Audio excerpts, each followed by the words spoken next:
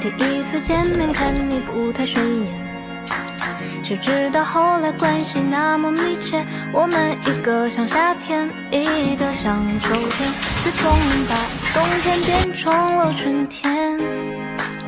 你托我离开一场爱的风雪，我被你透出一次梦的断裂，遇见一个人，然后生命全改变，原来不是恋爱才有的情节。如果不是你，我不会相信朋友比情人还死心塌地，就算我忙恋爱，把你冷冻结冰，你也不会恨我，只是骂我几句。如果不是你，我不会确定朋友比情人更懂得倾听我的心外指引，我的有口无心，我离不开